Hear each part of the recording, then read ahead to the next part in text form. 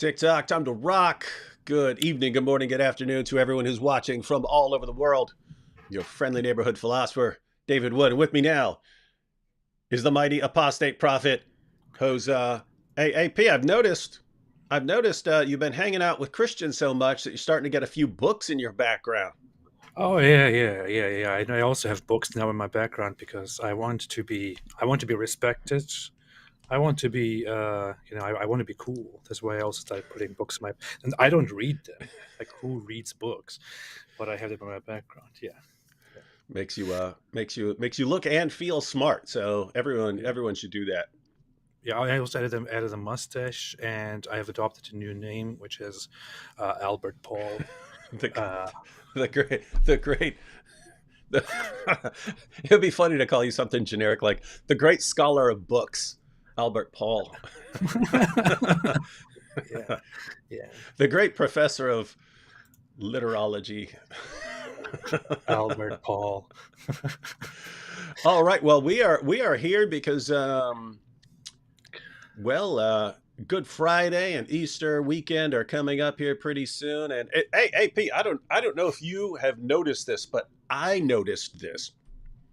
We've talked in the past about how things change in the Muslim community over time, right? Like it's hard to have a discussion and show a Muslim what the Quran says about the Bible and have him change his mind right there. It seems to, or just to give examples, like if you go back 15 years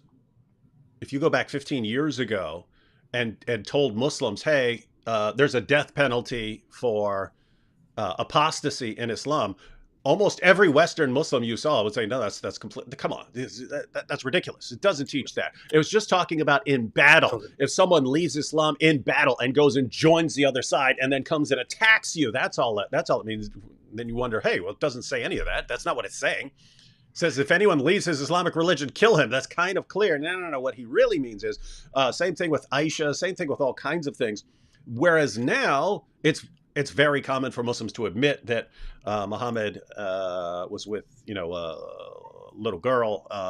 Now it's very common for them to admit that yes, there's a death penalty for apostasy. So the change does happen. It just seems to take 10 or 15 years to get people to change their minds. But anyway, the reason I pointed that out was obviously through you go back 15 years when we would talk about the crucifixion of Jesus in the Quran, you'd get pretty much every Muslim you'd run into would say, no, of course Jesus wasn't crucified. And they would give you some version of substitution theory. Whereas now, just like, I don't know, like 2 weeks ago or something like that, I posted 3 Quran verses every Christian should know. And one of them was about Surah 4, verse 157. And I had a lot of Muslims saying that's not what that verse means. That verse isn't denying the crucifixion. Here's what it really means.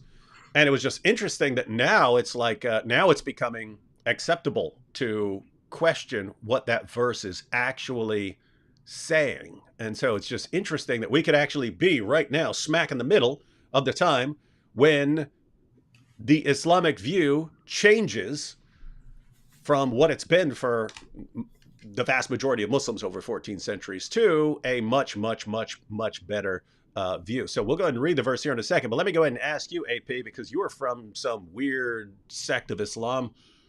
And there are different positions within Islam. You have the dominant position, but there's always been a minority view of 4157. So what did you believe about what the Quran says about the crucifixion? Well, first off, I would like to argue that I wasn't in a very weird sect of Islam. I was still. It was You still. were weird. Were you a Salafi? No, I wasn't. Thank you. So you're in some weird sect. All right, go ahead.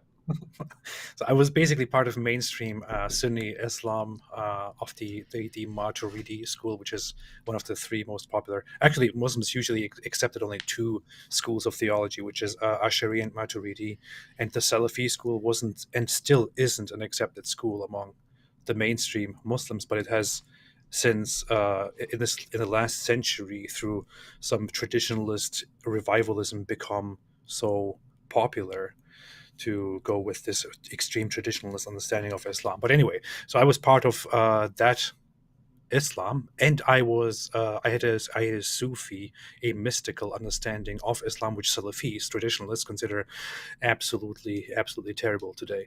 But in our view, and in my view back then, the view on Jesus wasn't too different. It was simply that it was actually the same. It was that Jesus was not crucified. That when the Quran says that the Quran says they did not crucify him or they did not kill him, but somebody else was made to look like him. So we believed that somebody else was killed in his place, somebody who deserved to die. And it was most commonly believed in our circles that it was actually the person who betrayed him, so Judas, who was killed in his place on that day. But that was a traditional belief that is entirely baseless and doesn't actually have any foundation in fundamental Islamic sources. But yeah, so the idea was the same. They thought they crucified Jesus, but they actually killed somebody else, and Allah then raised Jesus, who is a mere prophet, to himself, to heaven, and later one day he will come back and he will fight for Allah and kill the pigs and things like that, and break the cross, of course. Yeah, Yeah. Bunch of dumb pigs. yeah. Yeah. Stupid pigs. Yeah. All right. So let's go ahead and read this verse. And guys, if you're not familiar with what Islam teaches and some of the problems with it, this is going to be a good introduction. We're going to go ahead and watch the short clip where Sheikh Imran Hussein criticizes the standard Islamic narrative. He thinks there are some holes in the narrative, and just keep in mind there have always been Muslims who believe there are holes in this narrative. I mean, like educated Muslim commentators and so on. And even AP, what you just mentioned, that your group believed that someone was punished in Jesus' place, but it was someone deserving. You have these you have a couple of categories of understanding, sort of 4 verse 157. There's always been a minority of Muslims who don't believe that this is actually denying Jesus' crucifixion. It's saying something else, and we'll look at what that is here in a few minutes. But even for those who held substitution theory, so you have that. Then you have what you might call theistic swoon theory or theistic apparent death theory, where Jesus was nailed to a cross, but he survived it. He didn't actually die from the crucifixion. That is usually associated with Ahmadis. But then even for those who appeal to substitution theory, namely someone else was crucified in Jesus' place and Allah miraculously disguised the person, you'll have 2 variations in the commentaries. One is the volunteer system, where they're coming to get Jesus and Jesus actually asks for a volunteer. He says, all right, guys, who wants to be crucified in my place? I guarantee you paradise if you get crucified in my place. I'm not joking. This is in their commentaries. This is one main version of this story. Jesus doesn't want to be crucified, so he guarantees one of his followers paradise if they agree for God to miraculously transform them to make them look like Jesus. So Jesus is scared of being crucified. He takes a volunteer. Someone volunteers. What? Paradise? Oh, sign me up. So someone else gets crucified in his place. Somebody has to die. Yeah, it's all voluntary. And then and then of course you have the divine punishment version. But there are even differences there. There are the passages. There are the tafsir that say there was Judas. There are other commentators who say that it was a guard who was assigned to guard Jesus during his trial, but the guy was like spitting on him and beating him, and therefore Allah changed him. He like switched their looks so that then let's get this Jesus guy. He's like, wait, I'm a guard. What are you talking about? I'm the guard. And they're like, shut up, liar, you're Jesus. And they crucified him. So you have all these variations. And what the most startling thing you find is just the commentators seem to be freely making this stuff up as they go along. Or they're dealing with sources that we're not familiar with, but there is just not a one coherent story, whereas Muslims think there is. And it's the point here is, if you go to 10 different commentaries and they give you 10 different interpretations of that verse, you should probably be open to the idea that that verse is open to interpretation, right? That's all I'm saying. So let's go ahead and check out this verse, Surah 4, verse 157. Here are a couple different translations. So Pickthall, and because of their saying, we slew the Messiah, Jesus, son of Mary, Allah's messenger, they slew him not, nor crucified him, but it appeared so unto them. And lo, those who disagree concerning it are in doubt thereof. They have no knowledge thereof, save pursuit of a conjecture. They slew him not for certain. And we could read a bunch of these, but you get the point. I'll just read the Yusuf Ali as well. That they said in boast, they here, and now I'll just add what this is talking about, that they said in boast, this is talking about Jews who, according to the Quran, were bragging about killing the Messiah. Very strange. I've never heard. There are plenty of Jews who don't believe that Jesus was the Messiah. It's very odd to think that Jews were bragging about killing the Messiah, but that's what the Quran says here. So, best case scenario, you could say that they're mocking or something like that. That they said in boast, we killed Christ Jesus. So Christ there is Messiah Jesus, the son of Mary, the apostle of God. So they're calling him the Christ and the apostle of God. But they killed him not, nor crucified him, but so it was made to appear to them. And those who differ therein are full of doubts, with no certain knowledge, but only conjecture to follow. For of a surety they killed him not. And the next verse goes on to say that Allah raised him up, raised him to himself. So lots of puzzling features of this. And you can go to the commentaries, and the commentators have differed on basically everything in this verse. Almost like every phrase of this verse, there have been different understandings. So for instance, just to give you an example, we killed Christ Jesus, the son of Mary, the apostle of Allah. You go to the Muslim commentaries and they disagree about who is calling Jesus the apostle of Allah. So is that the Jew? Like here in Yusuf Ali, they've got quotation marks around it as if this is one quotation from the Jews who were bragging about killing the Messiah.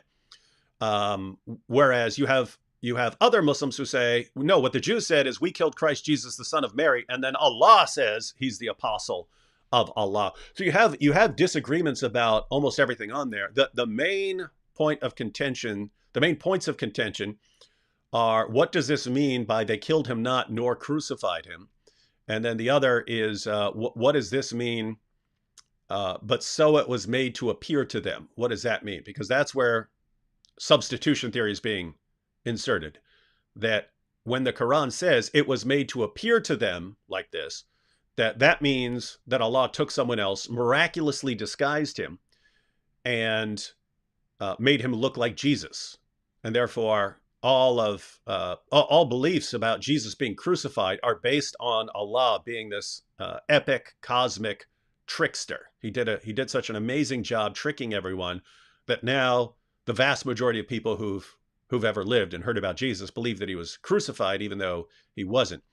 So anyway, the question is, what is this actually saying? And I'll say this, if you just read this verse, if you just read 4:157, it really looks like the Quran is denying the crucifixion of Jesus. But as we're going to see, things aren't that clear. They're a bit more unclear than I just led on. But AP,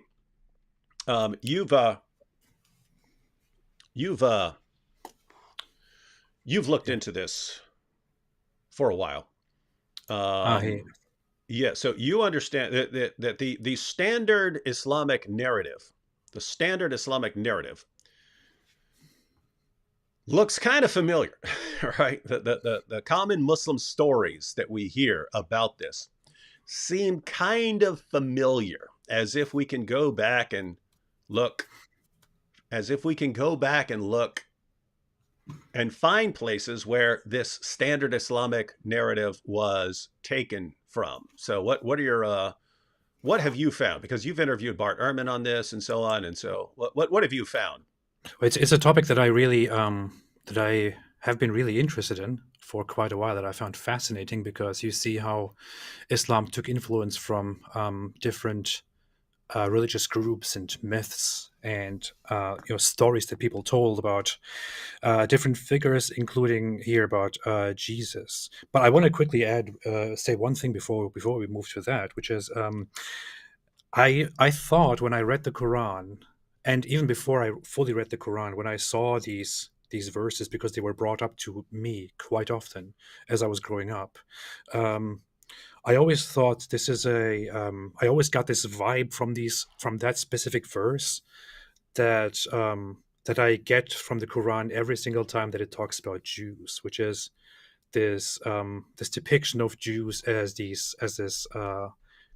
very knowingly wild opponent of terrible evil people, and always mentioned as Jews, not as specific people, but as Jews, who in this case say, "We have killed the Messiah, Jesus, son of Mary," and so you have two options here. Either they know that Jesus is actually a prophet or a messenger or a Messiah or whatever it is, and they kill him, and they are proud of that, and they mock him. They're proud of that, or they mockingly, they don't believe it, but they mockingly, seeing all the things that he does, allegedly all the miracles and things that he does, they mockingly go there and just totally brag about it, like, haha, we killed your guy, we killed the Messiah, we killed the messenger of God. And it is put in such a way that you get this same idea about the attitude of Jews as you always get whenever an Islamic source mentions the Jews, that they are terrible people who just want to be here and fight Allah and do evil things to you. And every time I see this verse, I just think of the same thing. But anyway, coming to where this actually comes from. So I talked to Bart Ehrman twice about these topics, and I looked into it myself. I read quite a few sources on this, and so you mentioned that the belief that Jesus was not really crucified, but that somebody else was crucified instead of him, existed in throughout history, throughout Christian history or related history. What we actually have is that there are several sources, several groups that are Christian or influenced by Christianity that held the belief that Jesus wasn't crucified, and among those, you have the Docetic ideas, which believe that Jesus had a divine nature, which is why it is not possible for him to be crucified. So those people thought that might be Gnostic people, Gnostic Christians, or Gnostic religious groups. Those people thought that somebody was crucified on that day, but that it wasn't really Jesus. So, and the ideas there are, it was possible that a human body which represents Jesus was crucified, but it wasn't really Jesus himself, because Jesus himself cannot suffer. So there was only a body that as soon as it felt pain had nothing to do with Jesus anymore, because the human body is filthy and Jesus is completely free from being filthy. So he was separated and he was not crucified. The other idea is that he was not crucified, but somebody else was placed there by him or by others and crucified in his name, that he planned this, or that it just so happened for somebody else to be crucified. There are lots of ideas. Bart Ehrman mentioned some sources. For example, one source is the Gospel of Basilides, where you find a source where it says about Jesus, about the crucifixion, he himself did not suffer. Rather, a certain Simon of Cyrene was compelled to carry his cross for him. It was he who was ignorantly and erroneously crucified, being transfigured by him so that he might be thought to be Jesus. According to that source, Jesus also stood by and was like, he wasn't seen, but that guy appeared like Jesus, and Jesus just stood there and laughed or smiled, which they should have had it even better. Been like, yeah, get him, get that Jesus guy, get him, yeah. I'm just gonna go over here because I'm someone else. I'm someone else here, ladies and gentlemen. It's not me. I am not Jesus. I'm just Wasn't watching. me. That is clearly Jesus. Kill him. So this is known as substitution hypothesis. It's also found in different Gnostic sources discovered among the Nag Hammadi library that mention similar reports where Jesus is not crucified, but somebody else is killed instead of him. And yes, some of those are, for example, Book of Thomas the Contender and the Second Treatise of Great Seth. But here is the thing. I talked with Bart Ehrman about this and where these reports actually come from and what their authenticity is. And he himself, as somebody who doesn't believe in any of it, says that the idea that Jesus wasn't crucified, that somebody else was killed instead of him, is an idea that came into existence later as Christianity developed and was orally transmitted to people. And it is something that has no basis in reality. It's completely made up. It is a fiction created by different people in order to somehow explain their beliefs, because they believe, okay, Jesus is completely divine. So how can this divine figure suffer? How can this divine figure bleed or die? They don't agree with the whole Trinitarian explanations to it, so they come up with their own explanations and say, well, okay, he didn't. It was actually a human body, and Jesus himself was separated from that. But the issue is, they had those ideas because they thought Jesus is divine, because they thought Jesus is more than human. But now Islam comes along many centuries later and adopts this idea, which you only find in later heretical sources, that Jesus wasn't crucified, that somebody was crucified instead of him. And Islam strictly rejects this idea that Jesus was crucified, but it does so for no proper reason. It adopts this story from people who believe in Jesus' divinity. It says, no, they think they crucified him, but they did not. It was actually somebody else. Okay, but why exactly? It doesn't make any sense. According to Islam, Jesus was just a prophet, just a regular human. He could have been killed. He could have been crucified. But Muslims with the Quran adopted this story without knowing why they adopted it. The story is put in such a way because of the divinity of Jesus. And you can also find related stuff like this in the Quran, where the Quran also adopts some stories about Jesus from those sources again, like from the infancy Gospels, for example. It adopts stories like that Jesus had turned clay birds into actual birds, blew life into them and made them fly away. Like, this is a story that you find in the Quran. But when you think more deeply about it, it doesn't really make sense, because this story is found in infancy Gospels as part of the idea that Jesus is God, that he can give life to inanimate beings, which is why he, as the God that he is, blows life into clay birds and makes them fly away. But Islam somehow gets this story through folk influences and adopts it into Islam, while also claiming that only Allah himself can, give life. But then you have a story in the Quran in which it explains that Jesus actually turned clay things into into real birds and made them fly. But why? It doesn't make sense, right? Anyway, so lots of examples to that are found in the Quran, where it shows that the Quran, in a corrupted, ignorant way, adopted these ideas. Yeah, and you've pointed out the great irony in all of this. That so you go back to the first century, and Christians had this idea of the incarnation, that God entered creation as Jesus of Nazareth, and that the eternal divine word entered creation, takes on human flesh, and now you have something that is simultaneously God and man, simultaneously has two natures. There are two directions. There are two heretical directions you can go from that. You could claim that he's just a mere human being, or you could claim that he's just divine, and then you could avoid the idea of the incarnation. And then so this is the great irony that the people who said Jesus was only divine then needed to explain how he could be crucified, and so they came up with these explanations. But then we find Muslims adopting the exact same explanation, when that the explanations were based on the idea that Jesus is only divine. He's not a physical human. And Muslims take the exact same explanations and then say, aha, you see?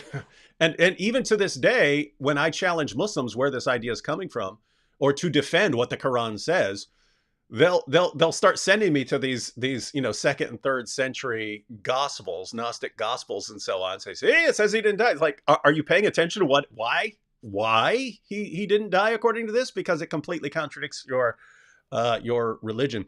So anyway, the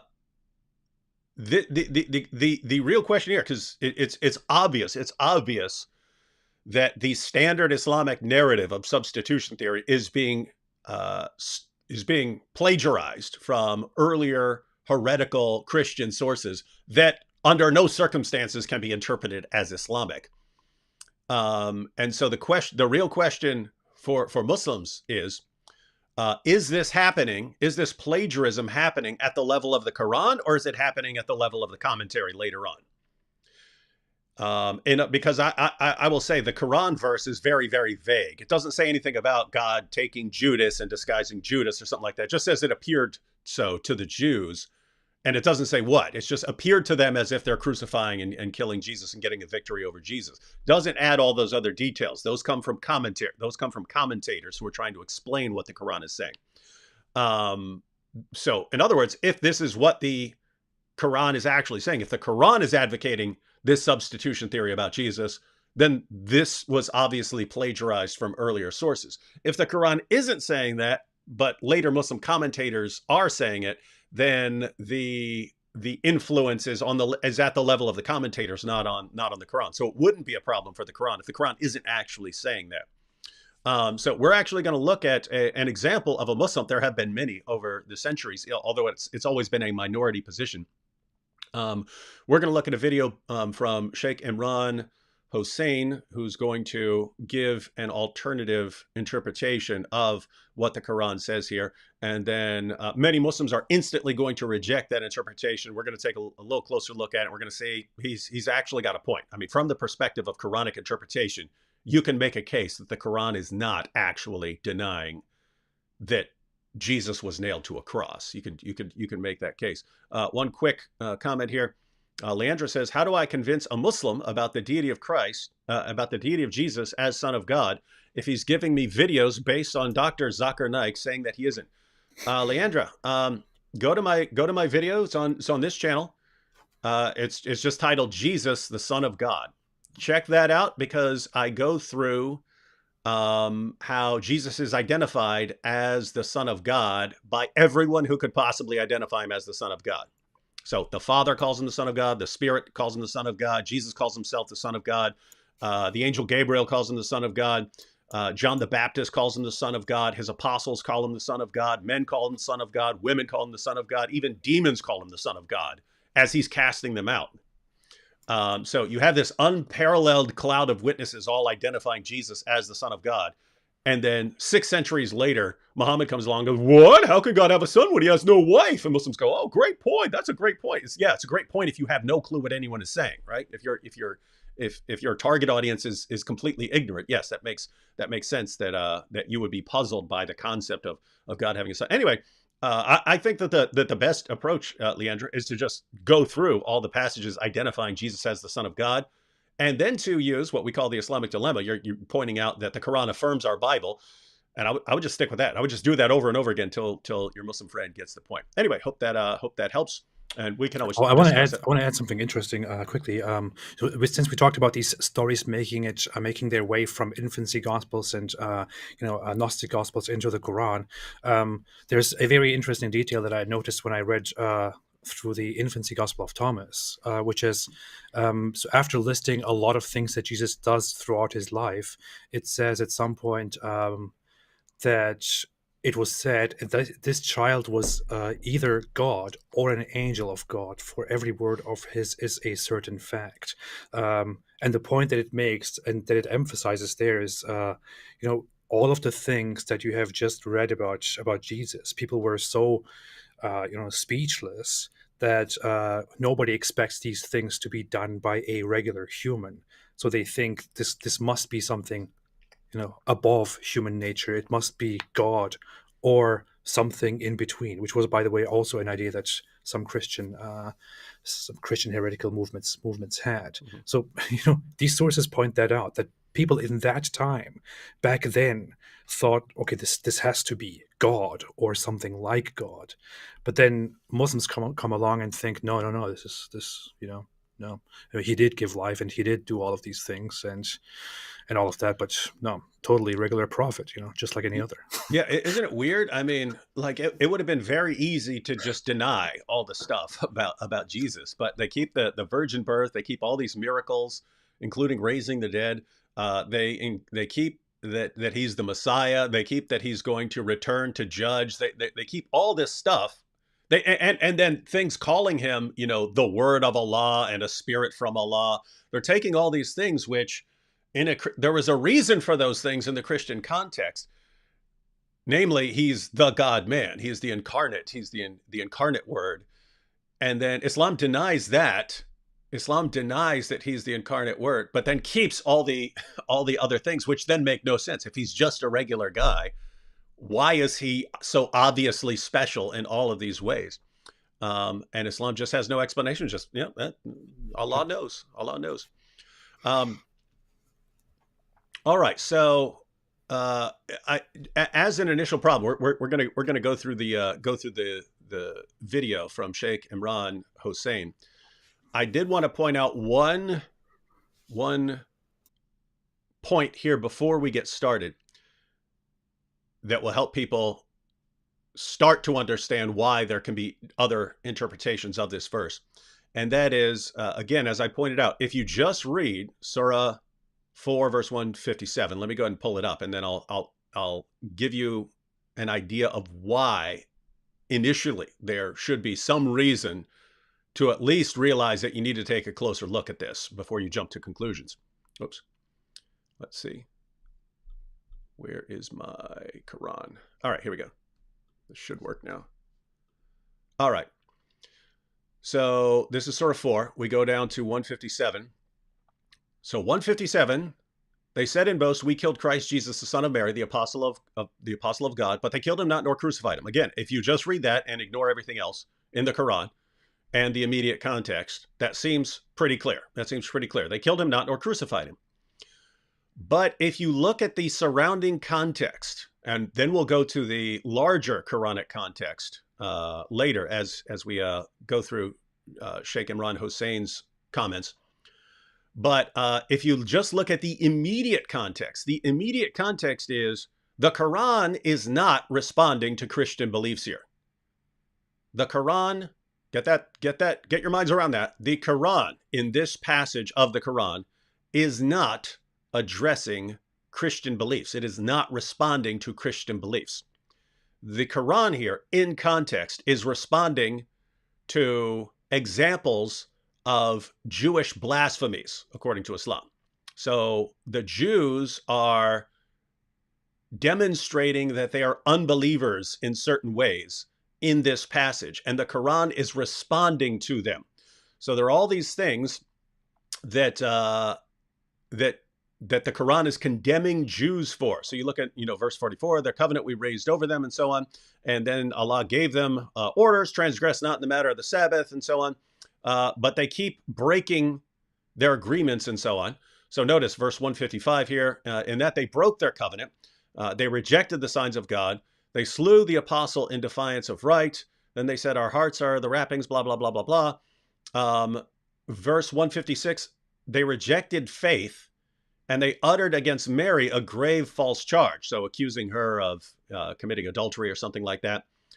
And then, in addition to all of this, so the Quran throughout this passage is responding to Jews who are committing various kinds of blasphemies, or they're demonstrating their unbelief. And here in 157, then the Jews say, we killed Christ Jesus, the son of Mary, the apostle of God. But notice, in identifying him as the Messiah, it looks like they're bragging that they thwarted Allah, right? Haha, we overpowered Allah by overpowering his apostle or his messenger. We got the victory by killing him and crucifying him. once you understand what the Quran is talking about in this passage, namely that it's not trying to correct Christian belief here, it's trying to correct the claims of Jews who are claiming that they are winning these victories over Allah, then the question you should be asking is, I mean, obviously, before trying to understand what it's saying, it should clue you into the idea, maybe we need to understand this, because just in theory, based on the passage, this could, A, be correcting Christian beliefs, because Christians think that Jesus was crucified and the Quran is somehow jumping in there and correcting them. Or it could be correcting Jews who believed that they had crucified him, but it's saying, no, actually you didn't, because Allah replaced him with someone else. Could be saying that.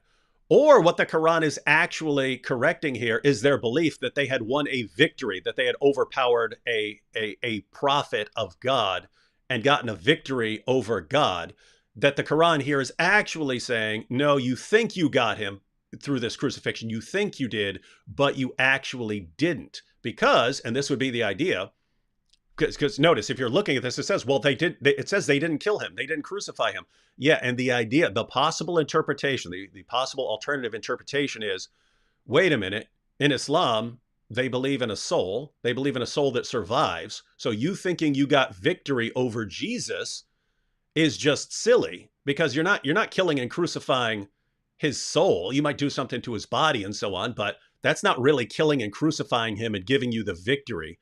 Instead, Allah just made it look like you got the victory. It was made to appear to you as if you got this victory, but Allah simply raised Jesus up, so Jesus is still around, and he's going to come back. He's going to return to judge you because he's been raised. So those are possible interpretations. But anyway, the point there of what I was just saying is, once you understand the context, that the verse isn't in a passage that is correcting Christian beliefs, instead it is a passage that is correcting Jewish claims, then you might want to start wondering what this verse is actually saying. And we're going to look at some clips of, we're going to look at a clip from Sheikh Imran Hussein, where he's actually pointing out, he obviously thinks the standard Muslim interpretation is completely silly and blasphemous. He believes it is one massive insult to Allah. And I have to say, I agree with him insofar as that. So the question is whether the Islamic view is actually insulting God, because that is the actual Islamic view, or if the later interpretation of the commentators is what's actually blasphemous and insulting here. Anything you want to jump in with, AP, before we check out this clip? Nope, perfectly summed it up. Let's look at it. All right, so here we have actual awesome Muslim commentator breaking this down for us. Wait a minute, we got all these super chats here. People are making it rain. People are making it rain. So we have Desert Empire here says, in the Bible, Jesus was crucified for blasphemy by the Jews and Romans. According to Islam, Jesus was just a prophet and preached Islam. So what was the reason for his crucifixion in Islam? Yeah, you'd have to say it. You can understand why Jesus of the Bible really upset a lot of people. But yeah, the Jesus you read about in the Quran is some guy going around saying, everyone believe in God. Everyone believe in one God, just one God. To which every Jew that existed would have said, amen. What, who are you talking to here? You go tell the Romans that. They're the dumb ones. We already know this, right? Instead, the Quran says Jesus going around, he's, hey, everyone believe in God, and everyone's, how dare you? We'll kill you for this. We'll kill you. You're finished. You're finished. Right? It doesn't make sense. It's so dumb. No, that's what I mean. So in their defense, they would have to say something like, Jesus was stepping on the toes of the hypocrites or something like that, and they wanted to kill him. But again, it is interesting that in the Quran they're bragging about killing the Messiah. So it seems to be a deeper spiritual problem. And then Hyperdoc said, he's going into the Greek and Latin persona. Person, what is a person patristically? Orthodox liturgy uses singular pronouns the in reference to the Trinity. Yeah, you might want to talk about that. We could get some discussions of theology on here, but yeah, we're going to stick to this topic of the crucifixion here. All right, we have Sheikh Imran Hussein Muslim scholar. He's known as he's known as a specialist Muslim scholar of like end times things and so on. And so he focuses a lot on Jesus because Jesus, according to Islam, plays a significant role in the end times. But let's check this out. When they saw him die on the cross, they were convinced he could not have been the Messiah. And so just note, he's talking about understanding what the Quran is saying. So they're thinking, aha, he can't be what he was claiming to be because he's been crucified. And so it looks like he's going to go in the direction of saying that that's what the Quran is responding to. What they did not know was that Allah made it appear to them that he was crucified. What's the definition of crucifixion?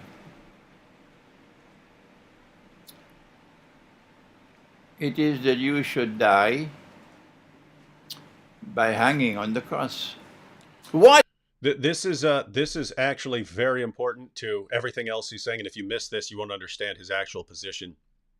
But he's defining crucifixion and death in a specific way.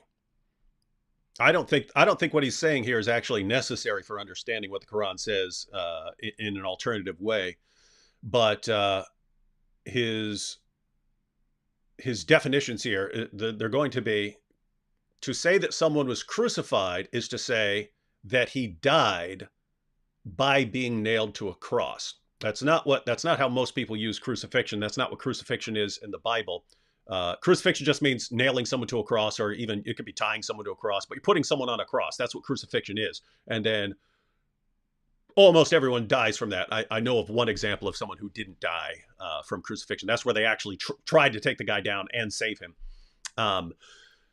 So he's saying crucifixion means you die by being put on the cross. And then he's going to ask what death is. And he says, death is when Allah takes your soul but doesn't return it. So then you're dead. It's only when Allah doesn't restore your soul. But he believes Allah can take your soul away from your body. Allah can take your soul away so that your body's there and has no soul, in which case it's biologically dead. But then Allah can return that soul, and then you're raised up. And so based on these definitions, he can read the Quran. He can read the Quran literally, but using these definitions of crucified and dead. So they killed him not means they didn't kill him in a way that Allah took away his soul and didn't return it. And they didn't crucify him means he didn't die by crucifixion, because since Allah returned his soul and raised him up, therefore he wasn't crucified. Now, you don't have to go down that road. You could just say, because there have been Muslims who are just thinking in terms of the soul of Jesus. Like, you didn't actually crucify him in Islam. You continue to live on. So you can't kill someone like that. But anyway, that's the direction he's going. Any thoughts on this, AP? I want to add something very quick, which is something interesting that he says, which you may not clearly understand if you don't understand the Islamic way of thinking about sleeping and dying. In Islam, according to the Quran, when you go to sleep, Allah takes your soul, and you get your soul back when you wake up. And if you don't get your soul back, then you are dead. So these are the two deaths. You die when you go to sleep, and you wake up when you come back to life and get your soul back when you wake up, and you die when you really die, and your soul is not given back by Allah. That's interesting. I also find that he sounds like the Islamic Osho. Do you know who Osho is? No, who's that? some preacher, do you know who that guy is? Oh, Osho. that guy, the Indian guy, right? Is he? Yeah. No, that guy's awesome. Anyway, yeah. That guy's hilarious. No, I actually like this guy. I mean, at first it sounds weird and stuff like this, but when he starts going, "Let me warn you," I was like, okay, this guy's kind of cool. Yeah. All right, shake and rod. Here we go. Now he's going to break down what death means. But guys, just make sure you understand these two concepts. that he's going to use, or the rest of what he says does not make sense. And if you miss it when you're watching this, then later on you won't understand what he's saying. So crucifixion means you die by being put on the cross, and die means Allah did not return your soul. And so you need those, because those are the meanings that he's going to use in the Quran to reject the standard Islamic narrative. On the cross. What is the definition of death? Answer. The definition of death is that Allah should send the angel to take the soul and not return it. Allah sends an angel to take the soul and doesn't return it. So if the soul was returned, you didn't die in the Islamic sense that he is referring to here. And so you put those together, you've got his basic understanding. Was Jesus put on a cross? Yes. Did he die by that? Well, maybe in the sense most of us would use, but not in the special Islamic sense that he's talking about here, where death means Allah did not restore your soul to you. And so he's going to interpret it in light of that. Anything, AP, before I continue this clip? I find it too comedic the way he talks and the gaps he leaves behind. Stop being so judgmental. I mean, it's just funny to me. I don't know. No, you're sitting here laughing at people when you got this weird hybrid German-Turkish thing going on. You're making fun of this guy. I'm not making fun. It's just always funny to me to listen to these kind of speeches. Like, what is death?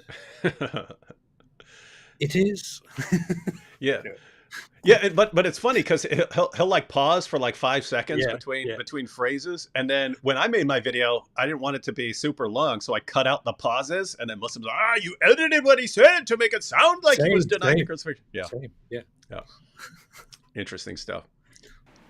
Is there anyone who differs with me? A bunch of people. They're all Muslims.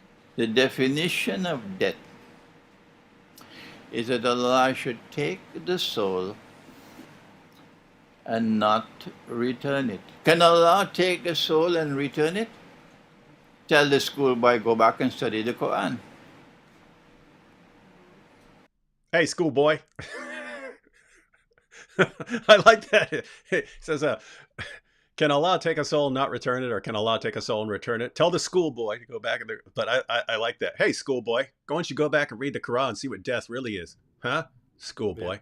Yeah. I'm gonna start using that. Listen, schoolboy. He's making a reference to a certain Quran verse that is. Yeah, I will look it up in a little. Yeah, we're actually going to pull up some relevant Quran verses because, guys, I want to be clear here. I like being able to point this out as a problem for Islam. Surah 4, verse 157, that Islam is portraying Allah as this cosmic deceiver who starts false religions for no reason, tricks and deceives even the people who follow his prophets. Because keep in mind, Jesus' followers ultimately concluded that he was crucified. Where'd they get that idea according to the standard Islamic narrative? Allah tricked even them. And that's like horrifying. That is a horrifying thought that you've got this cosmic trickster who might trick you even when you're trying to follow his prophets, right? That should be a terrifying thought, especially for Muslims. Because guess what? If Allah tricked and deceived the followers of Jesus for no reason, how do you know he's not tricking you, right? How do you know he's not tricking the followers of Muhammad? If he tricked the followers of Jesus, why not the followers of Muhammad? So I like being able to point that out.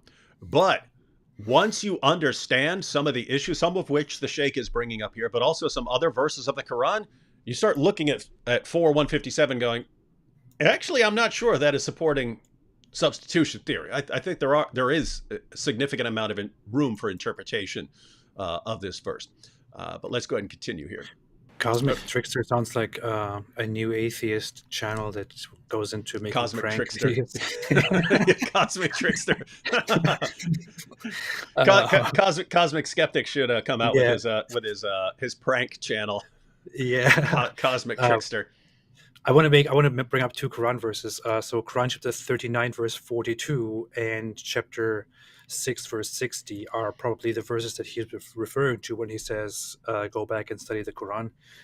Those say, Allah takes the souls at the time of their death, and those that do not die during their sleep. Then he keeps those for which he has decreed death and releases the others for a specified term. Indeed, in that are signs for the people who give thought. Very strange, but that's what he means. So Allah can take your soul and give it back to you, or take your soul and keep it, which means you are dead. And that's why he was saying, does anyone disagree with me? Yeah. Does anyone disagree with me? Because he was gonna, hey, if you're sticking to one interpretation of 4:157, you got some problems, because you're gonna run into some problems with some other Quran verses. Yep. Someone put in the chat, cosmic knob fiddler. That again. That's wrong. I'll always get to that. Yeah, and guys, just, I mean, keep in mind, even if you don't have this verse, this is the main disturbing verse when it comes to Allah deliberately deceiving people. There are others, and this was so troubling to the early Muslim community that Abu Bakr, Muhammad's closest companion, a man who was one of a handful of people that Muhammad guaranteed would be in paradise. Abu Bakr got the guarantee that he would be in paradise from Muhammad himself. But Abu Bakr said, if I had 1 foot in paradise, I would still fear Allah's deception. In other words, I would think, hey, I'm stepping, look at it. Look at all the virgins. Look at all the wine. Look at all the little boys dancing. Oh, yeah, I'm about to step into paradise, and I've got 1 foot in there. I'm almost there. I'm so close. He said, I would still be worried that Allah's going to say, psych, haha, you're going to hell, ah, ha, ha, ha. Right? Rug pulled. Yeah, so, guys, there are consequences of your theological views, especially if you're viewing Allah as this cosmic trickster. So I would say to Muslims, guys, if there is a serious alternative explanation of this that doesn't portray your God as like Loki, basically. I mean, that's what Allah sounds like when you say things like this. He's like Loki, right? Remember, Loki in the disguises himself in the movies and stuff, can make him look like that. That's what Allah sounds like. But he's doing it to other people. I'll trick you. I'll make you look like this, and I'll make you look like that. Pretty creepy stuff. That's funny. I never thought about that. Loki is actually in the Norse mythology thought to be the mischievous brother among the gods who just does terrible things and can't be relied upon. He's a deceiver. And Allah could be compared to that in a sense. Hey, that's weird, because if Allah is the God of mischief and the Quran says what you have to do to mischief makers, I don't know. Anyway, so. Here we go. Then what did Allah do to make it appear that he died? Let me warn you. I love that. And my language is sometimes very harsh, because that's the only language some people can understand. Oh, hey, P, did you catch that? He said, let me warn you. And hang on, let's go back, because this is very important. Let me warn you. And my language is sometimes very harsh, because that's the only language some people can understand. Hey, AP, according to the Sheikh here, some people only understand harsh language. And therefore, we can't just go around being nice all the time. According to Sheikh Imran Hossein here, when you're dealing with people with some stupid ideas, you have to be very harsh. Yeah. So just keep that in mind, AP.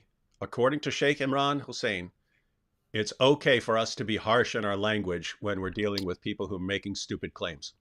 Yes, because absolutely. they might be the only thing they understand. Only thing. Okay, that's him.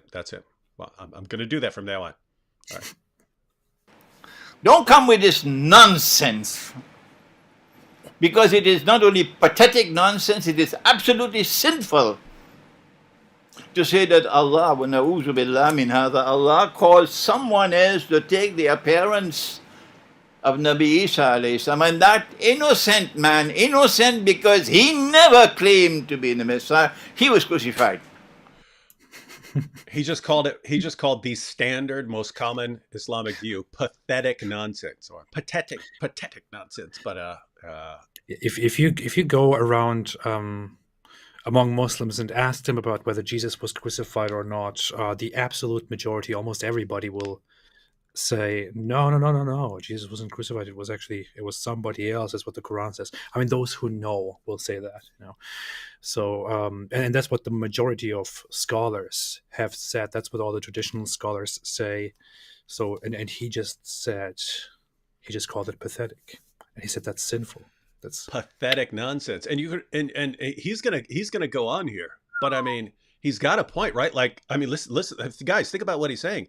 Guys, you're gonna stand before Allah and say, aha, great job, Allah, tricking all these Christians into believing Jesus died on the cross by taking that other guy who didn't do what Jesus did and making sure he was crucified. Great job punishing someone else for Jesus. And notice he actually explained, he calls it injustice, right?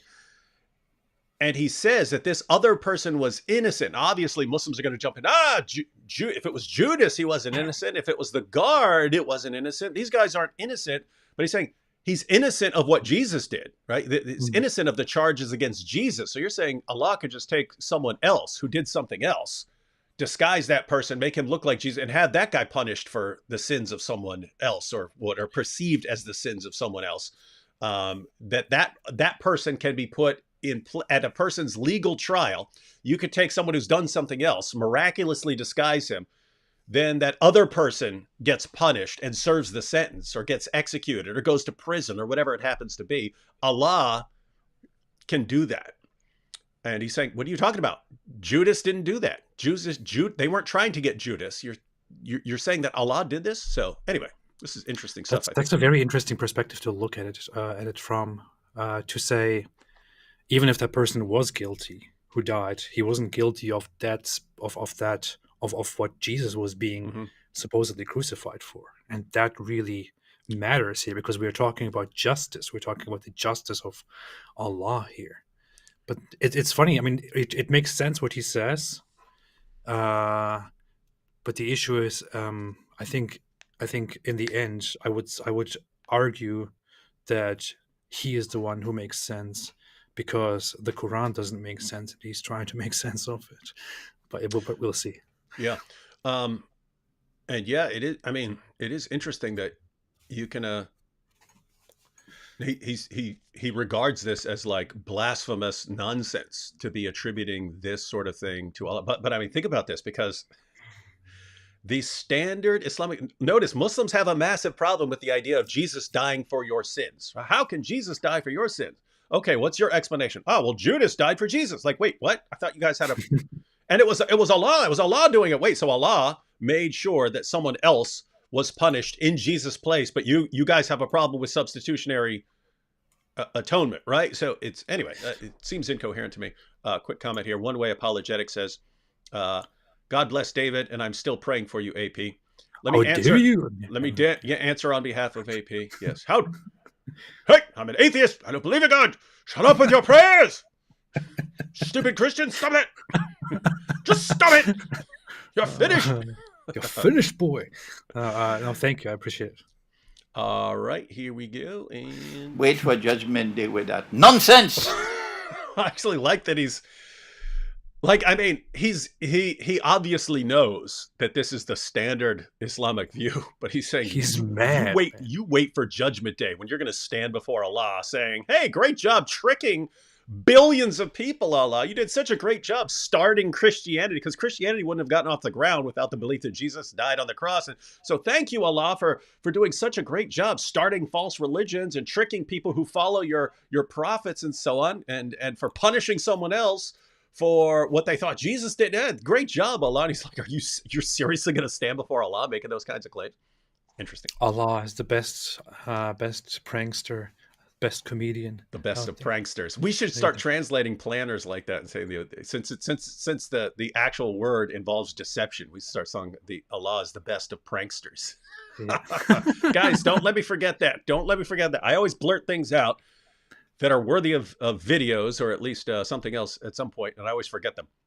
We should make a sketch where a Muslim dies and stands before Allah, and then he's like, hey, you were my number one prankster, favorite comedian. I try to be as good, but I can't. You tricked them all, Allah. You tricked them all. You truly are the best of tricksters.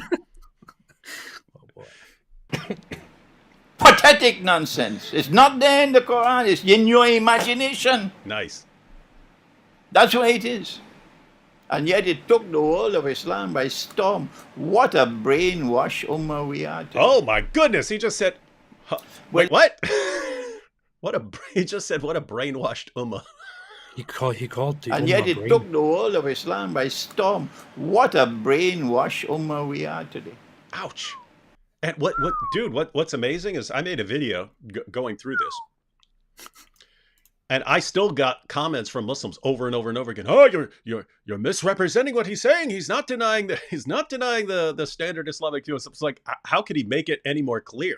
He's calling you brainwashed. I mean, it's a video where he's calling you brainwashed and shaming you for the idea that you're going to stand before Allah and believe in substitution. And then Muslims will go into the comment section and say he's not denying the standard Islamic view. It's like, what does he have to say? What does he have to say for you to realize he's got a problem with your view? This is so weird. All right, here we go. Well, then what happened? All right, good Well, question. then why don't you go to the Quran? Let the Quran explain rather than go on fancy flights of imagination. Fancy flights. You're going to tell Allah on Judgment Day, you caused that man to assume the appearance of someone? That's what they're going to do. And he who never claimed to be the Messiah, he was crucified. That is an act of injustice. You attributing injustice to Allah? What foolishness. Pretty bad. But where are the scholars who will correct this foolishness? That is interesting. He's saying, where are the scholars who will correct this foolishness? He understands that it's foolish. And guess what? There probably are more scholars who realize how foolish this is. But you can't say anything because you'll be targeted. You'll be targeted like you're a heretic for denying what the Quran, what the mainstream view of the Quran is. It reminds me of Sheikh Yasser Qadi with the whole holes in the narrative interview. Every scholar who knows the history of the Quran, who knows about the different qira'at, who knows about the manuscript tradition, every last one of them knows that this idea that the Quran's been perfectly preserved right down to the letter is complete nonsense. Every last one of them knows that. And yet they can't say it. They can't say a word because they'll get eaten alive by the Ummah and you're denying the perfect preservation of the Quran. This is heresy. And so they all have to keep their mouths shut. And so this guy's pointing out, it's kind of cool. It's kind of cool that you could, be all old and stuff like this and not have to worry about your future. Like, I look forward to that. Like, man, you guys think I'm talking trash now? Imagine me at 70 or something like this. Like, there's nothing you could ever do to me again because I don't care because I'm all old. I'm all old and it hurts when I pee and things like that. And I don't care. That's a good perspective, man. I love how angry he is. I love how really genuinely angry he is. And he's shaking as he's like, it's nonsense. Yeah. Yeah. I mean, think about this. From his perspective, you've got the entire Ummah running around accusing Allah of being this divine deceiver, this divine trickster who, you don't know what to believe. If Allah can trick people for no reason into thinking that Jesus is crucified, and even his followers can be tricked by this, how do you know anything that's going on right now? How do you know we're even live streaming right now and Allah's just not tricking you guys into thinking that D Wood and AP and Imran Hussein are all in this are all in this live stream you're watching right now? Maybe Allah's tricking you about all of us and we're not here. Maybe I'm in Antarctica right now and Allah's just tricking you into you don't know what to believe if you believe in this cosmic trickster. He recognizes, guys, this is nonsense. And it's shame on him, shame on you for saying this. It's funny because we talked about this quite often in the past. We made live streams. We talked about the issue of what it entails to believe that Allah actually made somebody else appear like Jesus. And we pointed out, you very often pointed out how people are actually basically with a straight face, with belief, saying that Allah has deceived people and thereby created a false religion, which he complains in the Quran. And so this is a huge problem, and Muslims should look at themselves and realize this. And he goes basically from the same angle here, but just saying, this is not what we believe. We have been brainwashed. That's why we believe this is wrong. It's nonsense. That's not what the Quran says. So we are very much going from that very same idea that this implies that Allah is a deceiver and he is unjust, and Muslims have to change their view. Hussein here says link or title of the original video. Hussein, I put that in the description box, so you can. I think the full lecture is he goes into like end time stuff and so on with a lot with Jesus, but I think the full lecture is like an hour and 15 minutes. But that's in the description box if you wanna check that out. If you go to the description box, you see the link. Yeah. All right, so let's see this. That's why I have to be so forceful in my language. Let me warn you. Allah took his soul. Allah took his soul. They thought he was dead. See, now he's breaking it down very, very simple on what happened. So Allah took his soul. Let me back up here because he gives a breakdown of his view. Allah took his soul. They thought he was dead. They thought he was dead in the full sense of his soul not being returned, according to him. Allah took his soul. Mm-hmm. They thought he was dead. They thought. They took down the body. Took down the body. So Jesus was on the cross. They put the body in the cave. Put the body in the cave. So he's buried. They sealed the cave. Sealed the cave.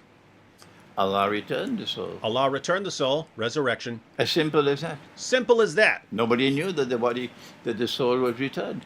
Nobody, well, some people knew, his followers did. And Allah raised him. And Allah raised him. But let me warn you one more time. In case you guys didn't understand me the first time when I warned you. Here it goes. We're almost done. It's only a few more seconds. If you stick with this theory of substitution, you are going to be in a pathetic state on Judgment Day. Let me warn you one more time. Uh-huh. This is a simple explanation from the Quran. Uh-huh. And so, he did not die. He didn't die. And you know what's funny? Because I went through this entire clip in my video discussing this. And I actually got comments from Muslims. Look, he said right there in the end, he didn't die. You see?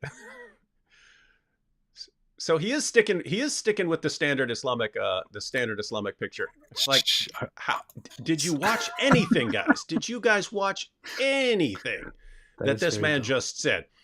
So yeah, what's the sheikh actually? What's he actually saying there? What's he actually saying? It's pretty straightforward. When he says he didn't die, again, he's going back to his original definitions that he applied. Death means Allah took away your soul but didn't return it. Or sent the angels to take your soul and didn't return it. If Allah takes your soul when you're on the cross, and then they bury you and so on, and then he returns your soul, you didn't actually die. You didn't actually die. And so he says that's what the Quran is actually saying here. And you don't need all of this stuff about God tricking and deceiving people for no reason into thinking that Jesus died. And I would lay this down as a kind of rule. If you have multiple interpretations available to you, and one turns your God into the Islamic version of Loki, you should probably go with a different interpretation. But for some reason, our Muslim friends, nope, that's the only interpretation that is acceptable. If it doesn't involve Allah being a great deceiver, we do not want that interpretation. That's weird stuff, right? Here is the issue that I have with this. When you look at the verse, chapter 4, verse 157, and you go into the wording of the verse, you see that it's explicitly says that they say they killed him. Then it says in Arabic, وَمَا قَتُلُهُ, so they did not kill him, and وَمَا ثَلَبُهُ, so they did not crucify him. That's what it says here in the wording in Arabic in this verse. Mm-hmm.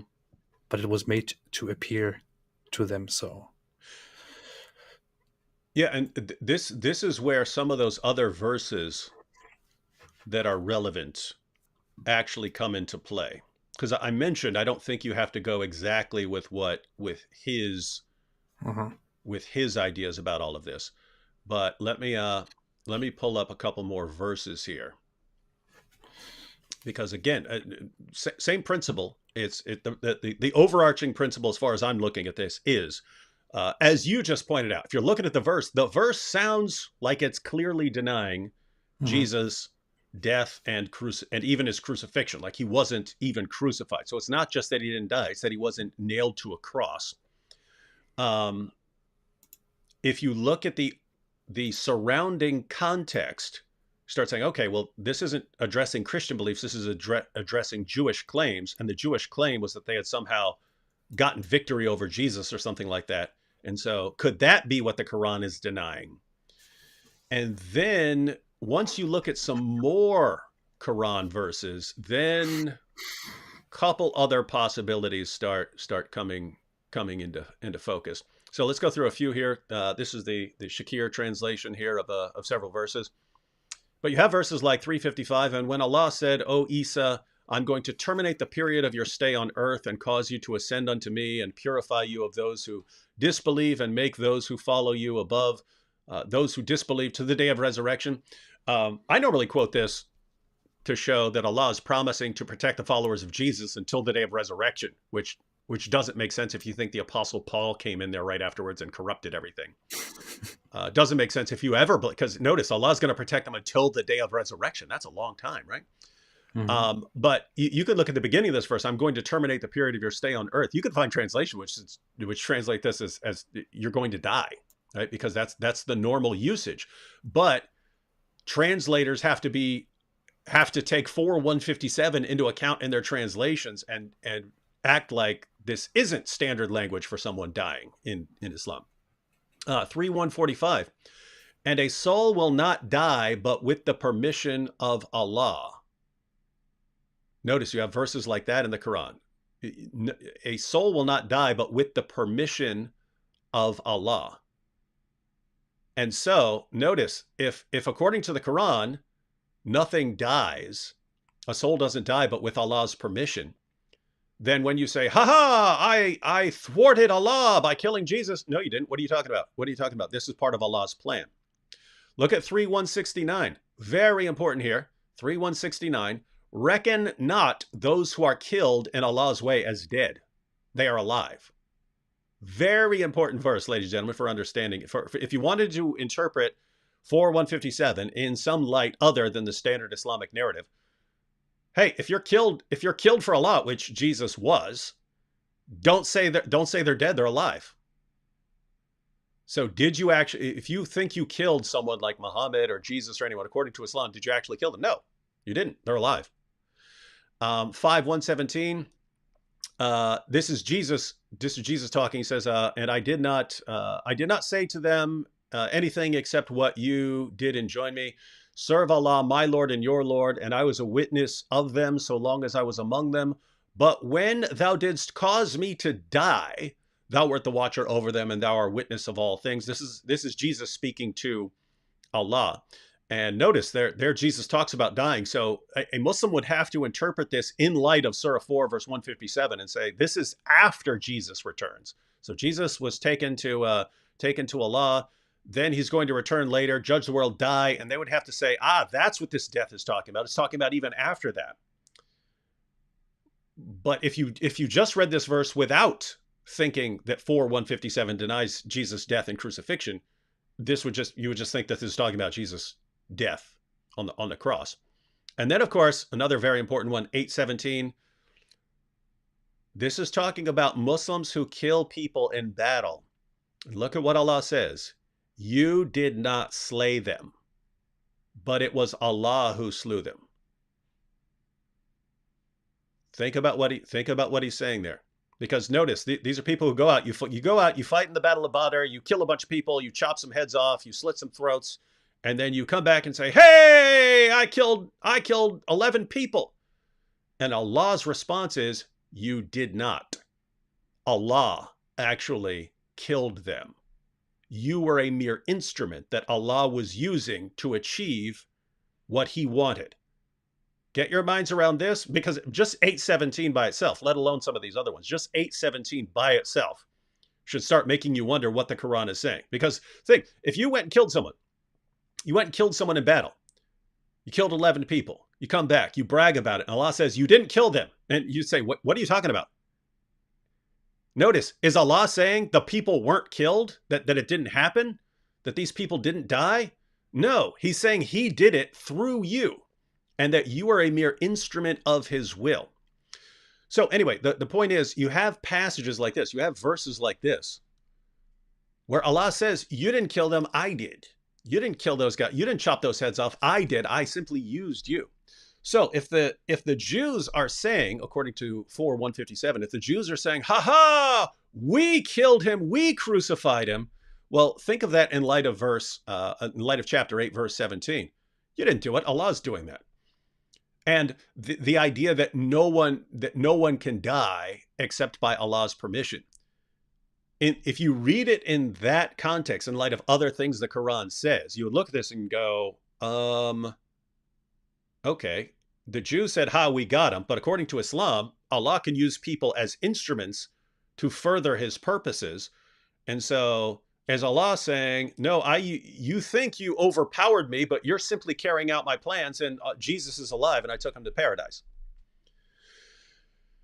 That's the issue. So again, as far as the Quran verse is concerned, I would say that's, given other verses in the Quran, that is open to interpretation. So my personal view would be, if that verse is open to interpretation, then you should probably go with the interpretation that doesn't portray your God as a cosmic trickster and deceiver. That would be my view. What are your thoughts? What are your thoughts, AP? All right. All right. That's my thoughts. So this is you know what I find strangest in all of this? What? Have you noticed how many verses of the Quran Muslims are quite happy to reinterpret? Of course, absolutely. And then we get to this verse, and this is somehow the only verse in the Quran that you cannot reinterpret. Yeah. If you read verses like, chapter 8, verse 17 and so on, before you read this verse, and then you read it in context and so on, yeah, 4:157 still does sound like it's denying the crucifixion. If you read it in the context of other things the Quran says, where it doesn't sound like where it sounds like Jesus died, and then you have these other verses where, no, you can't die unless Allah gives you permission, and hey, it's not you killing them, it's Allah doing it through you. And so when you take all those things into account, it starts to look like there's some room for reinterpretation here. And it's, for some reason, it's the only verse you're not allowed to reinterpret. Every other verse in the Quran you can reinterpret, and you come up with 50 different meanings, and Muslims have no problem with it, except this one verse.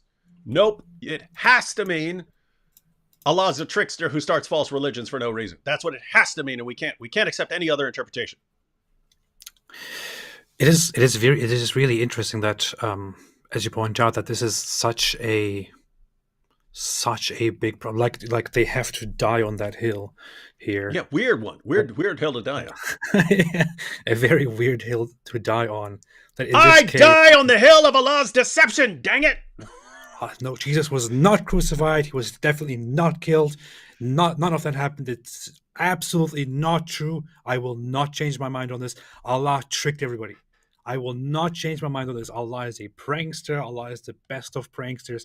He does the best pranks. He creates the biggest false religion with the greatest prank. He's showing us how a prank is really done. And I stand by that. I am proud of that. I'm proud of Allah. It's weird. It's weird. When you could really just like this scholar sit down and look at it differently and look at it and say, hey, no, it doesn't make sense. Allah is... Our God is not a trickster. That's not what happens. That's not what the verse actually says. What the verse says is he did not really die. He was not really killed. He was raised. You don't deny it. Don't depict Allah as a liar, as a prankster. That's very wild, and I warn you. Dawa over Dunya here says, Allah says it was made to appear so. How does that mean Allah is the one who made it appear so? Yes, to be clear, Dawa over Dunya. We're not the ones saying, yes, if you just read the verse, it is not clear who's doing what. That's the point. The verse is hopelessly unclear, right? Who's doing what? We already said, you don't read the verse and say, oh yeah, Allah took Judas and disguised him, made him look like Jesus, so on. You don't get that. Hopeless. We're saying the standard Islamic view is that Allah miraculously disguised someone. Again, either a volunteer, someone volunteered, I'll do it, Jesus, I'll be crucified in your place. And Jesus, oh, I'm so scared of crucifixion. So, I'll do it for you in your place, Jesus. So you have the Muslim commentaries that portray Jesus as a coward who lets someone else die in his place. Notice, completely reversing the gospel. Or you have this stuff about Judas or the guard, and Allah miraculously disguises that person to make him die in Jesus' place. And there you at least say, okay, well, it was a person who deserved punishment. But notice the complete gospel reversal even there. That you have in Christianity, you have the innocent Jesus dying on behalf of guilty sinners. And then the standard Islamic interpretation flips it and makes it no, the guilty Judas died on behalf of the innocent Jesus. Complete reversal of the gospel. We did have a comment here from, where is it? Dr. Khalil Andani. I have to add quickly. It says the actual wording in the verse is, so they did not kill him, and they did not crucify him, and then it is, it was made to appear to them. So it doesn't even specify whether somebody else was placed instead of Jesus. It wasn't. It's not specified who did that and why it happened. All it says is it appeared to them so, or it was made to appear to them so, as such. But in this case, again, it doesn't matter if Allah is in this verse directly and explicitly said to be the one organizing this deception. What matters is, this is such a big issue. It starts Christianity, if you go by the Quran's narrative. It starts this corrupt version of Christianity. This is how it starts. This is the catalyst. And apparently Allah, who plans things and who sends Jesus and who raises him, is part of this whole plot of making Jesus apparently die on the cross, but then saving him behind the scenes from the cross, and then letting everyone fall into this big, giant deception and starting the biggest false religion in the world. And that's on him. Yeah, it is like of all the various positions you could be glued to, why that one? Why the one that makes Allah this cosmic cosmic trickster? But notice, I mean, the phrase in question there, so it was made to appear to them, or something like that. You can interpret that in a ton of different ways. What's that saying? That someone else was made to appear like Jesus, and that's how Allah made it appear to them? Or just, hey, it appeared to you like you got the victory over Jesus. It appeared to you like you killed him. It appeared to you like you refuted him or thwarted Allah. It was made to appear to you that way, but you didn't, because Allah raised him up, so he's good to go. Right? Notice that's what Sheikh Imran Hussein is actually getting right. It's like, okay, there is this perfectly straightforward alternative explanation. It doesn't sound like if you just look at the verse, it doesn't sound like that's what it's saying. But if you take everything else into account, I don't know. It's weird that Muslims aren't open to this interpretation. I did want to point out here this comment from Khalil Andani. It says, David, we talking about this next week? Yes. Yeah, so yes, we're talking. I'm having a discussion with a Muslim scholar here, Dr. Khalil Andani, next week on this issue. So we're going to be talking about the Quran's perspective on the crucifixion of Jesus. That'll be on Cameron Bertuzzi's channel, Capturing Christianity. So that should be interesting. And that boring channel. Okay. Yeah. One more issue before we close out here. One more issue before we close out, AP. I just mentioned that it's weird that this is the verse. This verse where, again, if you go through the commentaries, almost every phrase in 4:157 is open to different interpretations. And yet this is the one verse that you can't reinterpret. And if you go to the tafsirs, they don't agree on much of anything. They don't agree on whether the substitution was voluntary or involuntary, or if it was involuntary, who was it, or if it was voluntary, who was it. They disagree on almost everything. And somehow this is the only verse of the Quran you're not allowed to reinterpret. So just think of some examples here. Maybe you can bring up some on science as an example. But I'm just thinking, like, we read the words in the Quran: fight those who believe not in Allah. Say, what's that mean?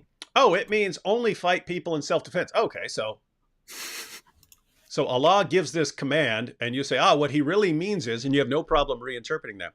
If you have like 434, that if your wife gets out of line, you warn her, and then you banish her to a separate bed, and then you beat her. What does it mean to beat her? It means tapping her with a toothbrush. Okay, well that's not what it says. It doesn't really make sense, but you're glad to interpret that in light of other things, right? You're open to interpretation. If you think of all the times the Quran affirms the inspiration and the preservation and the authority of the Jewish and Christian scriptures, right? 7:157 says Jews and Christians still have the Torah and the gospel. 547 and 540, even you go back a few verses earlier, 543, Allah tells the Jews they don't need Muhammad because they already have the Torah. 547, Allah tells Christians to judge by the gospel. And the next verse says why Allah wants different religious communities so that they can compete with each other in good works. He wants that, right? And somehow Muslims look at all of that and they say, what this is saying is everyone needs to just believe the Quran right now and throw out their earlier scriptures. It's like Allah says over and over and over again, like a beating drum, that he's affirming the scriptures that the Jews and Christians have. And Muslims reinterpret all of that. What he's really telling you when he affirms the inspiration, preservation, and authority of your scriptures, what he's really saying is that he initially inspired them, but you all corrupted them, and now you all have to read the Quran. Exact opposite of what Allah says in the Quran. And they're happy to reinterpret all of that, no matter how clear. And then, as you've had plenty of experience in this, AP, talking about these scientific issues, can you think of any verses that seem to be saying one thing, like 4:157 seems like it's saying something, but our Muslim friends are happy to reinterpret those verses? Can you think of anything like that? Yeah, can I think of anything?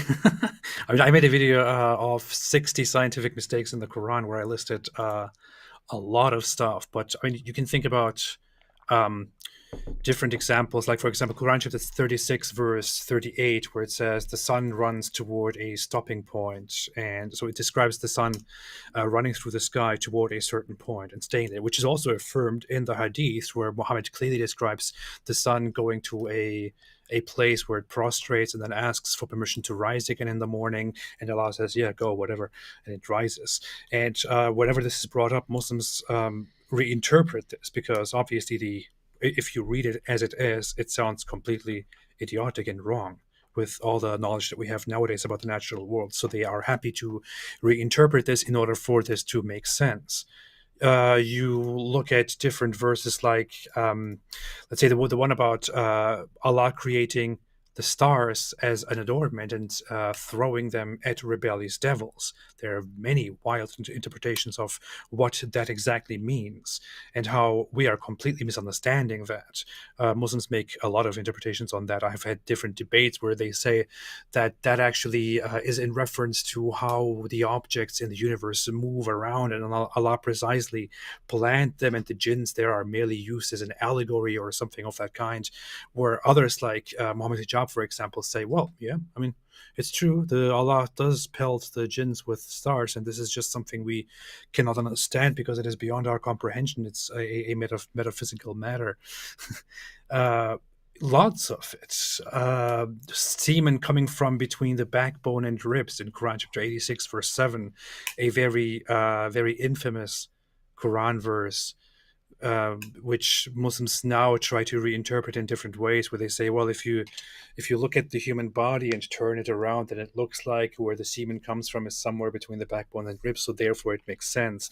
Or you take the Zakir Naik method and say that it is formed during the formation of a human in the embryonic stage or somewhere after that, semen originates from a certain place that happens to correspond to where the the backbone and the ribs would originate. Therefore, it actually Which, makes sense. And yeah, which, by the way, doesn't make that. If you just had the Quran verse and you were saying that this is referring to embryonic development, right?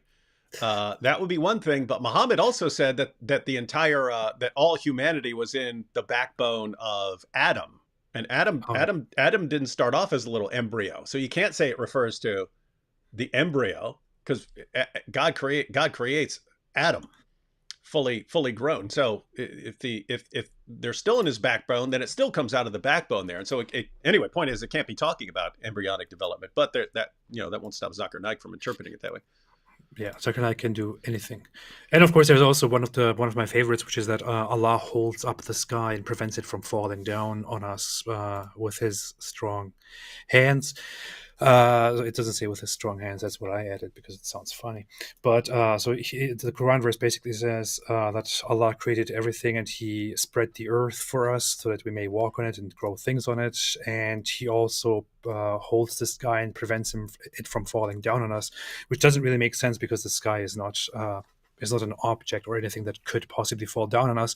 And Muslim apologists, like those that responded to me when I made those videos, for example, said that this is actually obviously in reference to how the atmosphere is held together around the earth, and how, if gravity somehow had a problem, then the atmosphere would disperse and move in such a way that we would die and all that. But none of that is in any way close to describing what the Quran describes when it says He holds the sky so it doesn't fall down on you, and so on. I mean, there are so many examples where Muslims are happy to interpret the Quran verses to make them make more sense, because the obvious narrative as you read it there is nonsensical. But in this case, for some reason, they want to die on that hill. Yeah, so that's kind of the takeaway to the Muslims who are watching. We've had our differences in the past. we have our disagreements. But I mean, just completely serious here. And this would be my perspective from, I might organize my thoughts more and so on before, the discussion next week on Cameron's channel. But my real takeaway position is, if you have a Quran verse that is open to multiple interpretations, especially when you consider what the rest of the Quran says, you should probably go with the interpretation that doesn't portray your God as this cosmic trickster who deceives people for no reason. So it's to the point. Let me go ahead and say this. Let me go ahead and say this here. If by some weird series of events I were to become a Muslim at some point, right? In other words, if the da'is were to convince me, if they were to insult me into agreeing with them, because that seems to be the strategy. We'll just insult you until you agree with us. If they were somehow to insult me into submission, I said, you know what?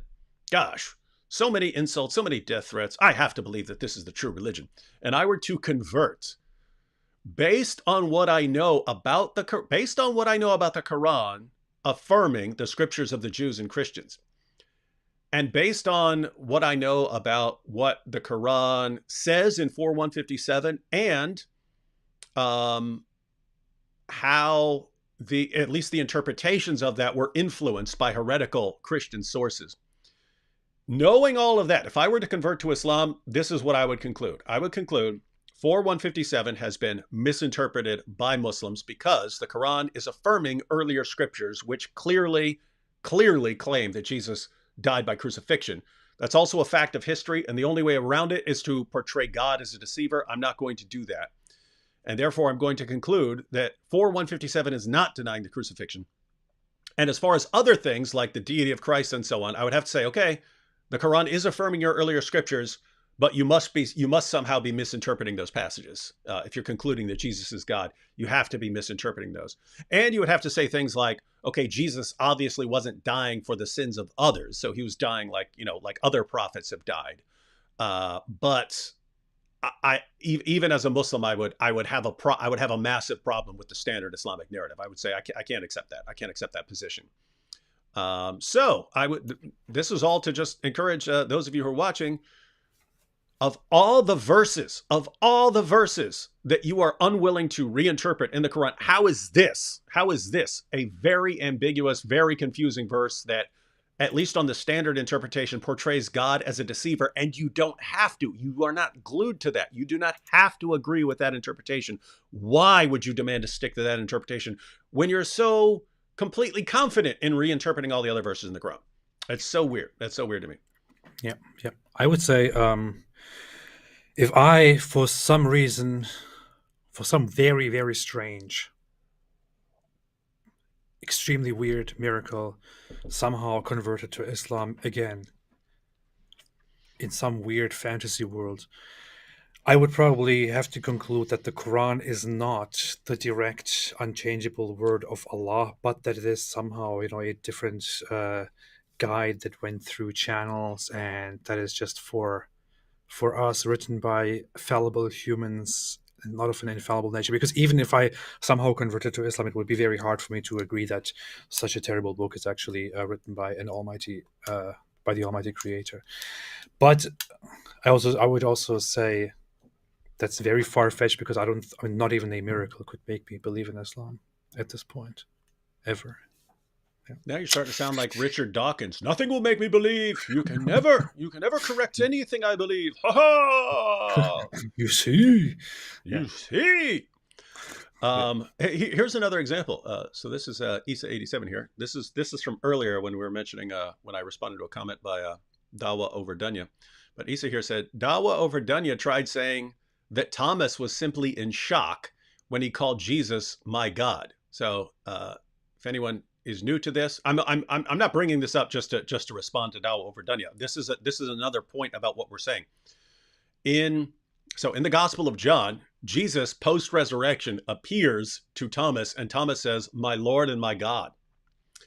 And so it looks like Dawa over Dunya is saying that Thomas just went into shock and said, "Oh my God," like someone in America would say, right? "Oh my God," not realizing Dawa over Dunya. That's something that people say today. That is not something Jews say. Jews would regard that as taking the Lord's name in vain. They didn't shout out, "Oh my God." They didn't say that. OMG. Yeah, they did. That's not a Jewish saying, right? They had a bit more reverence for calling people God and Lord than that. But anyway, the reason I wanted to bring that up was not to even correct the point.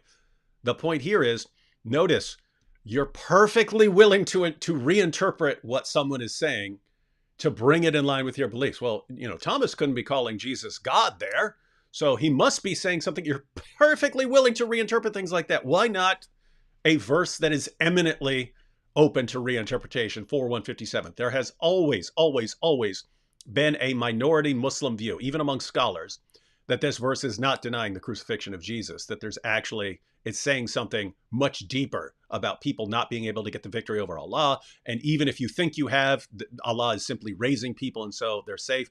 And so there's always been this alternative explanation. And so why not go with it here? It really looks like you just like being on the opposite end of a Christian doctrine. That's what it looks like. It's also very strange. I did this. I asked the same thing to Sajid Lippin when he had a back and forth with me about Jesus in the Gospels and the Quran, where he said his position was, which is not the most popular one. His position was that the Gospels that we have today are, preserved and are as they were revealed by Allah, but that they are nowadays translated and read in a corrupt Christian light. But he was sticking to the idea that they are authentic Gospels, and for some reason he was trying to argue that things in the Gospel of John are taken out of context or wrong, and that the Gospel of John actually makes perfect sense, and that Jesus is not divine and not the Son of God according to the Gospel of John. And I just thought, why in the world would you ever attempt to recognize the Gospel of John from an Islamic point of view as an authentic scripture by Allah, and then somehow try to play with it and twist it. I mean, every line in that gospel refutes Islam. Yeah, and that's just the position that Allah has put people in. All right, we're gonna close out here in a second. Someone get a dollar super chat ready. Someone just put a dollar in the super chat because earlier. Oh, there we go. Earlier, when people were putting in super chats, I was thinking, oh, they're making it rain. They're making it rain. And anyway, I was thinking we need a stripper, ladies and gentlemen. Since people are making it rain, we need a stripper. Now, can anyone think of some part-time stripper who'd be happy to volunteer here for us? I know the answer immediately, but I would like the chat to contribute to this. So can anyone think? Can anyone come up with a part-time stripper that we might want to make dance for us? We might want to make dance for us when they make it rain. Anyone? Here we go. Ready? Ready. Since they made it rain.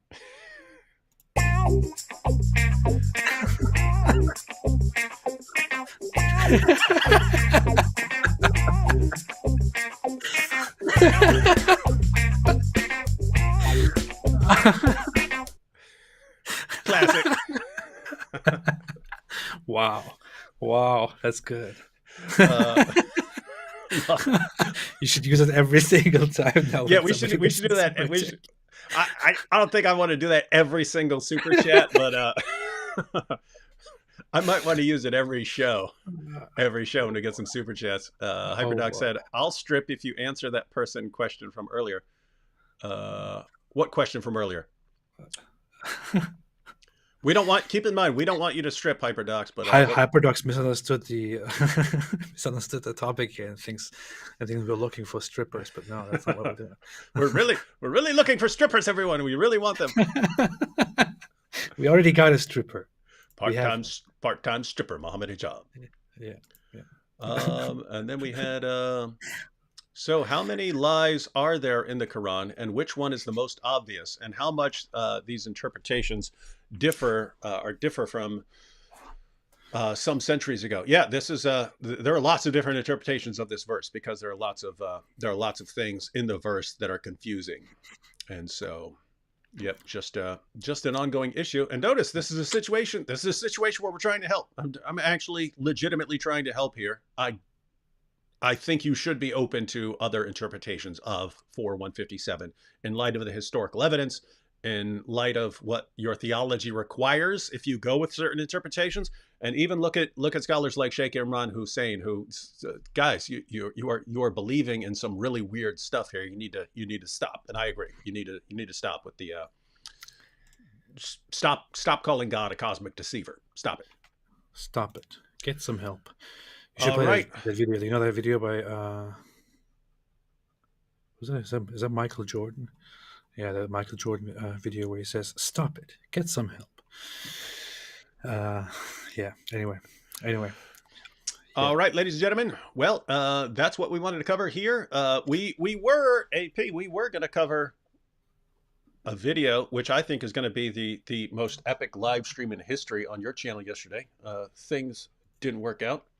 Because you can never trust an atheist to be reliable with anything, but unless something goes horribly wrong, we'll get back to that on AP's channel this coming Saturday. So guys, you don't want to miss this. I'm not joking. I'm not exaggerating. I think this is going to be one of the most epic live streams in history. Very powerful. So you want to check that out. That will be happening on my channel. On the weekend, yes. And gonna be pretty awesome. You'll be ashamed of yourself forever if you miss it. So keep that in mind when you're deciding what to do next Saturday. Good. All right, everyone. Pretty good. Yeah. Any last final concluding thought for everyone, AP? All right. No, my final thoughts are always, none of this makes sense. Stay away from Islam. And I'll just say, in addition to that, stop accusing God of being a cosmic deceiver. Get a better theology. Hope that helps. Stop it. Get some help. Get some help.